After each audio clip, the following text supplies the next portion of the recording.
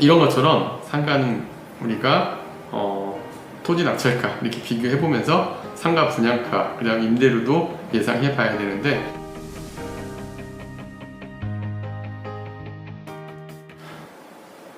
안녕하세요. 발로 뛰는 부동산 최영식입니다.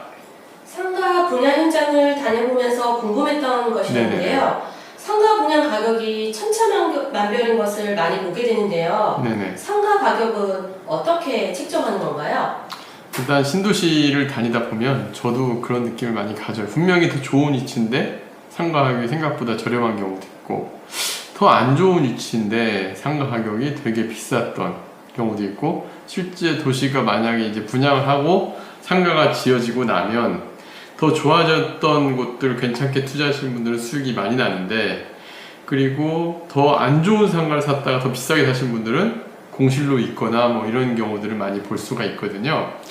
그런 것들이 왜 그런지를 제가 이제 분석을 좀 해보니까 신도시는 태생적으로 그렇게 될 수밖에 없다는 걸 알았습니다.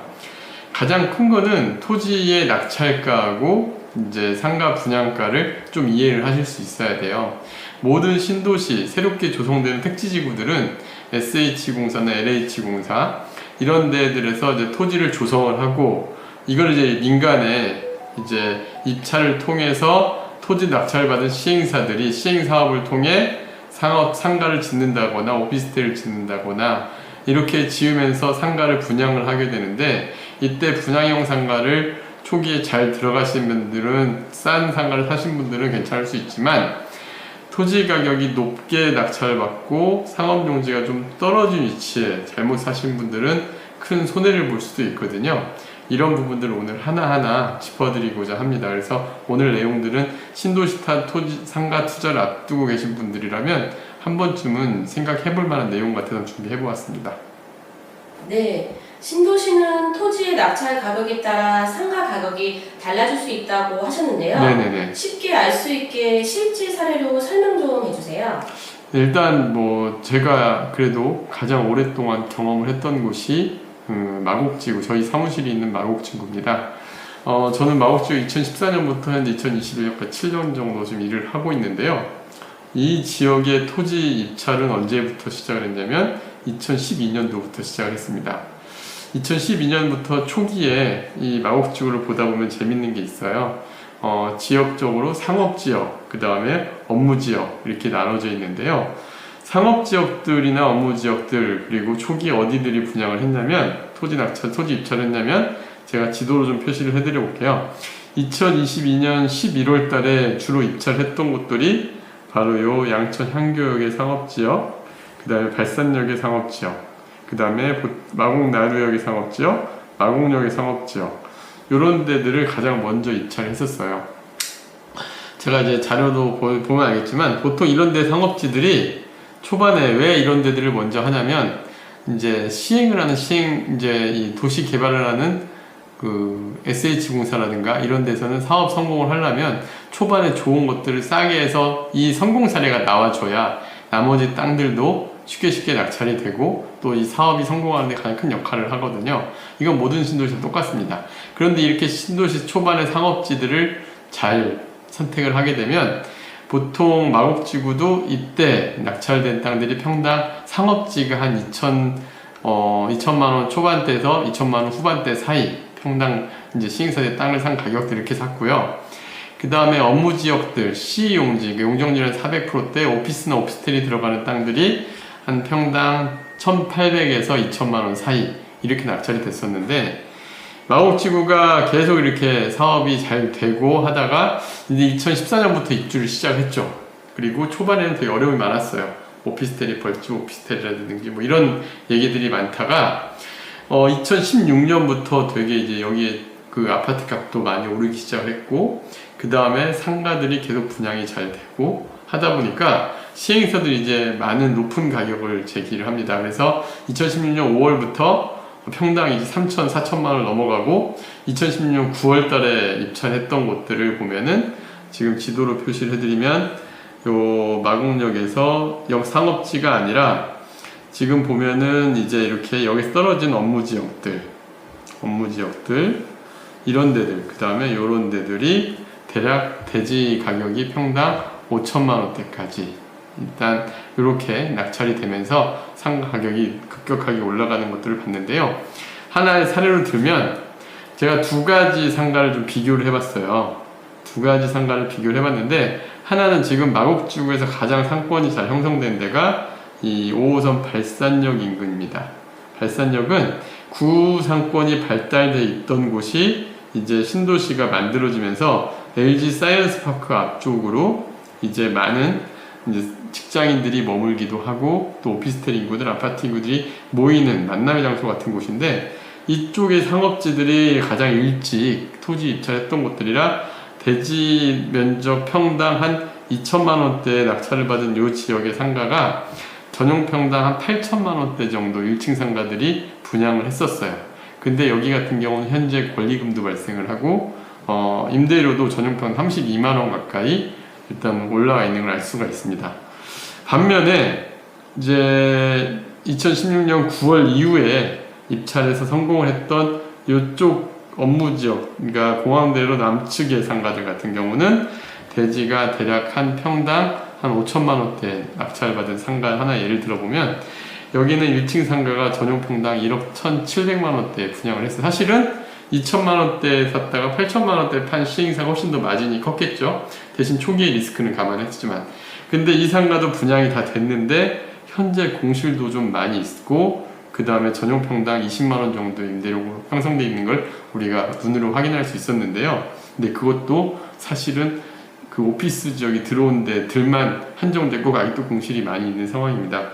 여기 같은 경우 이 상가, 특히 아래측 공항대로 남측 상가는 사실 계획으로 보면 되게 화려합니다. 이화어려운도 들어와 있고 뒤에 유보지에 또 많은 개발 호재들이 있어요. 근데 단점은 이 유보지라든가 이런 데들이 계획이 되게 좀 지연이 되고 있어요. 근데 상가는 먼저 들어왔죠. 지금 이게 2, 3년씩 시간이 지나고 있거든요. 그러면 시간이 지나면 지날수록 점점 더 여기에 사람 유동인구가 없다 보니까 상가로서는 더 힘들어질 수밖에 없는 상황이 되는데 이것도 여러분들이 하나의 포인트로 보셔야 돼요. 어디에 뭐 지하철이 들어온다. 그 다음에 어떤 뭐 아파트 같은 경우는 GTX가 들어온다. 이런 거는 되게 좋은 호재가 되지만 상가는 그게 시기가 특정이 안 됐는데 상가 먼저 지어지고 나면 5, 6년, 7년, 8년 긴 시간 동안 공실 리스크에 놓일 수도 있다는 것도 생각을 하셔야 됩니다. 그래서 무작정 개발 계획을 보고 갈 게 아니라 상가는 당장 완공이 됐을 때 현재 상황도 중요하다는 걸 여러분들도 분명히 여기고 들어가셔야 되고요. 토지 낙찰가도 반드시 감안해서 보셔야 됩니다. 네, 설명해 주신 것처럼 왜 초기 상업 용지에 관심을 가져야 하는지 알 수 있을 것 같습니다. 네, 마곡의 사례로 상가 분양 가격에 대해서 알아봤는데요. 네네. 그렇다면 상가 분양 시 미리 알아봐야 할 것들은 어떤 것들이 있을까요? 네, 지금 방금 제가 앞에서 어느 정도 설명을 드렸는데요. 일단 그 마곡지구처럼 아까 이제 제가 말씀드렸던 것처럼 개발 계획이나 이런 것도 중요한데 거기에 개발 계획이 몇 년에 완공이 될지 이런 것들도 염두에 두셔야 되고요. 그리고 요즘은 정보가 다 공개되어 있어요. 제가 만들어드린 아까 토지 낙찰가 기준이라든가 그 다음에 또 평당 가격이라든가 이런 것들은 서울 지역 같은 경우 신택지 개발 주라는 데가 SH공사, 경기도시공사, LH공사 이 내가 이제 관심을 두고 있는 지역에 주 시행자가 있습니다. 그런데 홈페이지에 들어가면 토지 낙찰가 현황을 쭉 볼 수가 있어요. 그 토지 낙찰가 현황을 반드시 보고 분양가를 비교를 해보면서 우리가 상가를 선택할 수 있으면 좋을 것 같고요. 또 가능하면 초기 이루어지는 상업지에 관심을 두시는 게 좋습니다. 그리고 세 번째는 동선입니다. 동선은 지금 아까 제가 이제 우리 지도로 설명드린 것처럼 그 발산역에 LG 사이언스 파크 앞쪽으로 유동인구들이 흘러나오는 동선인지 아닌지 그 다음에 또 이제 우리 직장인들이 어떻게 흘러나올지 그 다음에 거기에 배우 인구가 어떻게 될지 이러한 상가의 동선이 어떻게 될지 예측하는 거는 현장에 가셔서 꼭 여러 번 방문을 통해 확인을 해야 될 내용이니까요. 이런 내용들은 반드시 알고 들어가셔야 될 것 같고 정리를 해드리면 토지 낙찰가, 초기 입지 상가, 배우 동선 이 세 가지는 반드시 체크하는 게 좋을 것 같고 개발 이슈가 언제 완료가 될지 이런 부분들까지 잘 체크하셔서 투자에 나서신다면 참 좋을 것 같습니다. 네, 그렇다면 최근에 만들어지고 있는 신도시 상업지구 사례로 상가 분양 가격 시세 조사를 어떻게 하면 좋을지 알려주세요. 네, 일단 제가 최근에 많이 다녔던 곳이 검단신도시라서 이쪽을 좀 봐야 될 것 같아요. 왜냐하면 지금 이루어지고 있는 상업지가 검단신도시 제일 크고, 그래서 검단신도시라고 예를 들어볼게요. 검단신도시 지도상으로 보면 지금 표시되는 여기 이 검단신도시의 우측에 해당되는 상업지가 첫 번째로 입찰을 했고요. 그 다음에 1단계에서 1단계 이제 두 번째로 좌측에서 대로변, 이 대로를 기준으로 해서 동쪽이 1번, 북서쪽이 2번, 그리고 남측이 3번, 이렇게 세 단계로 나눠서 토지 입찰을 했었는데, 1번 같은 경우는 지금 대지 한 평당 1,000만원 후반대, 1,700, 800부터 좋은 자리는 2,800까지 낙찰이 됐었고요. 2번 같은 경우는 2,500만원대부터 좋은 자리는 3,900만원까지 낙찰이 됐었고요.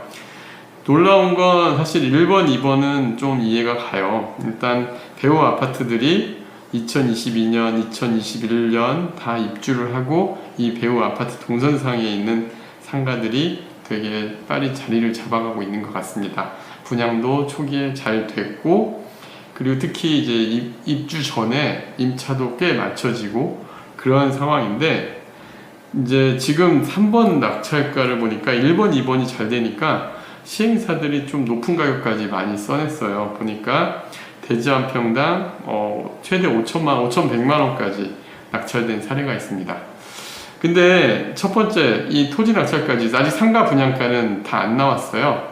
근데 1번 같은 경우는 어느 정도 나왔는데 1층 상가 전용 평당 기준으로 한 8천 정도, 7천에서 8천 사이에 분양을 했던 것 같고요. 2번 같은 경우는 한 8천에서 9천 정도에 분양을 하고 있더라고요.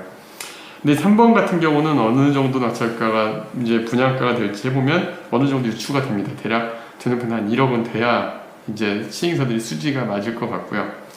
근데 문제는 저는 개발 계획을 보면 3번 되게 훌륭합니다. 뒤에 법원도 들어오고, 그 다음에 뭐 인근에 업무지역도 개발되고, 또 가장 늦게 들어오는 장점은 있지만, 근데 제가 이제 가장 우려하는 거는 요 지금 지도상에 보시면 일단 여기 검단역이 들어오는 게 좀 시간이 좀 걸려요. 2024년에서 25년. 근데 상가는 2023년이면 2022년에서 23년이면 다 완공이 될 걸로 보여지고요. 그리고 여기 가장 큰 호재 중에 하나인 법조타운도 25년 이후 이런 상황이 되다 보니까 좀 3번 같은 경우 약간 힘들어질 수도 있다라고, 초기에는 어려움이 있을 수 있다라고 보여지는데 시행사에서 이 부분들을 어떻게 잘 해결나갈지가 관건이 될 것 같습니다.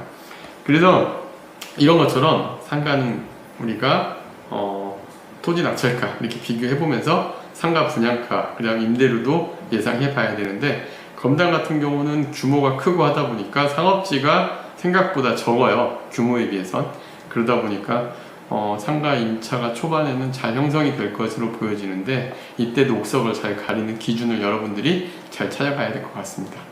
네, 다음 강의도 기대하겠습니다. 네, 감사합니다.